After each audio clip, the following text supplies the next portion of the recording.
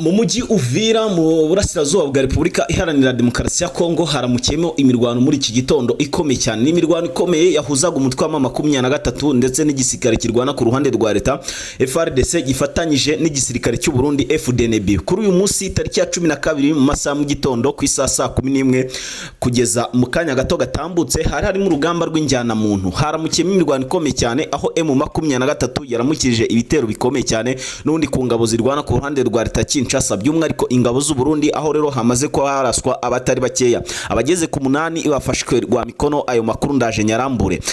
Hagati aho muri Warikare haramukiyemo imirwano ikomeye cyane aho biri kuvugwa ibitero bikomeye cyane ko M23 yaba yagabweho ibitero. Ndagira ngo ni masaha y'ejo ku mugoroba hagabweho ibitero kuri M23, ariko mu masaha mu gitondo kuri uyu munsi noneho byaramutse bihinduye isura kuko ingabo zirwana ku ruhande rwa leta Kinshasa by'umwihariko abacashuro baturuka mu bihugu bigiye bitandukanye by'umwihariko murabizi yuko bahageze basanga 6,000 biyongera ku 7,000 by'ingabo z'u Burundi izamaze kwa zigera hano muri territoire ya Warikare ndetse na territoire na territoire ya Uvira. Hagati aho turababwira kandi ko muri Rubero hongeye kumvikanamo amasasa akomeye cyane aho rero mama 23 yongeye gucakirana kandi na rino huriro rirwana ku ruhande n'undi rwa leta ni FDLR Wazalendo ndetse n'abangaba bita Semusenya turamurusa. Byose tugiye kugenda tubirambure. Nitwe Pacifique kingani warafuronze cyangwa se warakanze kuri subscribe ku buryo burambuye amakuru mugiye kugenda yose muyumva. Hanyuma ndagira ngo dutangire Kinshasa kuri Costa Mutamba. Uyu mugabo uri kuvuga urupfu rutunguranye.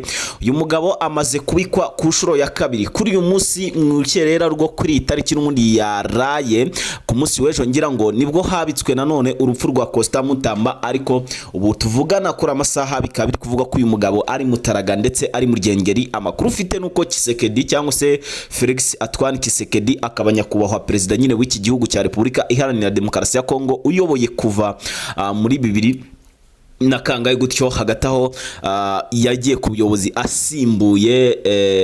asimbuye Joseph Kabila Kabanga muri rusange. Ubu tuvugana rero akaba yakoze ibishoboka ibyo ari byo byose kugira ngo arebe niba yabasha kuzahura cyangwa se kurokora uyu mugabo Costa Mutamba uri kuvugwaho ko isa ku isa ashobora kuza kwivuganwa na bamwe mu bashyigikiye nyine Joseph Kabila Kabanga, dore ko uyu mugabo ari umwe mu barwanyije Joseph Kabila Kabanga akarwana kuri Kisekedi ku rwego rwo hejuru cyane. Ubu tuvugana rero hari gushakwa uburyo bushoboka ubwo ari bwo bwose ngo uyu mugabo akurwe muri gereza, ariko byananiranye bitewe n'akayabo k'amafaranga yariye ndetse akananyereza nyine umutungo w'igihugu muri rusange. Ibyo byose akabikurikiranwe mu gihe cya kizamuhama neza, nta kindi usibye kumukatira urwo guhwera cyangwa se urwo gupfa. Byamaze rero kuba bimenyekana ko uyu mugabo urubanza rwe rwamaje kwinjiramo perezida n'undi w'iki gihugu cya Repubulika Iharanira Demokarasi ya Kongo. Hagati aho mu mujyi Uvira nkuko nari mbibabwiye mu masaha mu gitondo cya kare kabisa haramukemo imirwano ikomeye cyane. Amasasu akomeye yumvikanye mu duce tugiye dutandukanye n'ubundi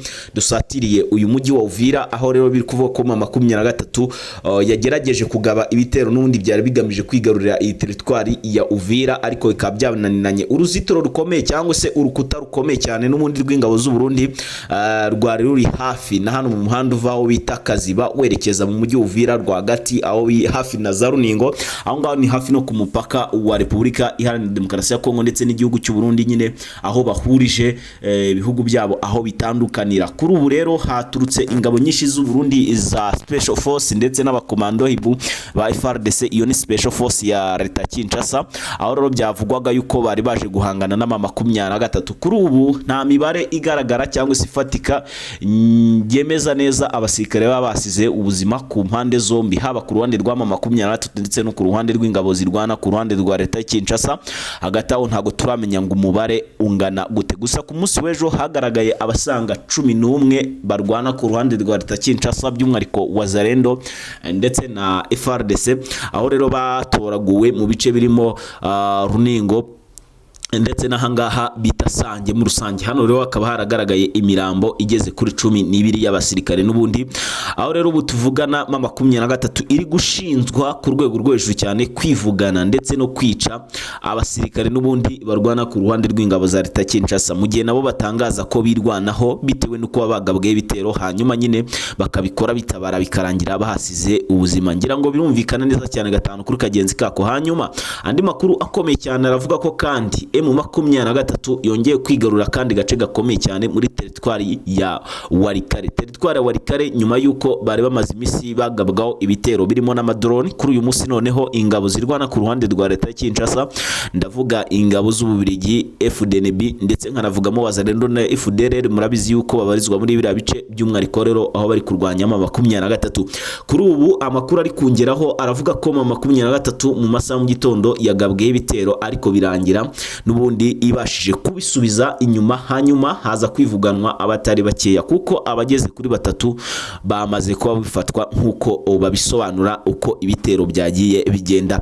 Mu makuru kandi tugiye kukubwira neza cyane ibyabaye kuri uyu munsi kuko bisa nkaho ari ibibazo bikomeye cyane ku ruhande rw'ingabo zirwana ku ruhande rwa leta Kinshasa. Ayo n'amakuru akomeye cyane. Muri teritwari ya Rubero haravugwa kandi imirwano n'ibitero bitunguranye byagabwe mu baturage mu duce tugeze muri dutatu, harimo ako bita Kageri ndetse nako bita Kasuo, hafi naho bita Kipese hagabwa ibitero n'ubundi by'intwaro ziremereye birimo za BM21, aho rero zagerageje kurasa n'ubundi kubarwanya ba M23 ariko birangira bifashe ubusa, bizagwiriye inzu z'abaturage zigeze kuri 6, izo zamaze gusa nkaho zisenyuka, ariko kuri ubu M23 yabashije kujya kunetraliza ibyo bitero n'ubundi kugeza amaginga yangaya nta masasa kiri kugenda yumvikana. Hagati aho mugiye kumenya byinshi bigiye bitandukanye by'uko M23 igiye kwigarurira umujyi mukuru n'ubundi wa Butembo, aho rero bagiye kuwigarurira tene bakahita berekeza Beni, bakahita berekeza muri Ituri aho bagiye guhura n'uyu mugabo bita Thomas Rubanga nawe watangiye kwidekarara kuri M23 avuga ko nawe ari kurwanya ubutegetsi bwa leta Kinshasa, ngo bityo rero ngo birumvikana ko ibyo bakora ibyo ari byo byose n'ubundi ngo bisa nkaho ari byo M23 nayo iri kurwanira. Haravugwa amakuru adasanzwe muri M23, ngiye kugaruka mu kanya nyababwire uko byifashe n'ubugambanyi bukomeje kwivugana abayobozi batari bake muri M23. So tugiye kubigaruka mu kanya gato kari imbere. We nta kindi usabwa nukureba neza niba warakanze subscribe nutarayikanda kandi ukayikanda nona, nicyo gihe ni nako mwanya kugira ngo utajye ucikwa n'amakuru n'ibiganiro tuzajya tugenda tukugezaho mu rusange. Je nitwa Pacifique, amakuru yaciyo ni mu kanya gatoya kari imbere, ndaje kugenda nyine nkubwire uko biza ko bigize gute byifashe. Dusubire mu kanya gatoya, bye bye.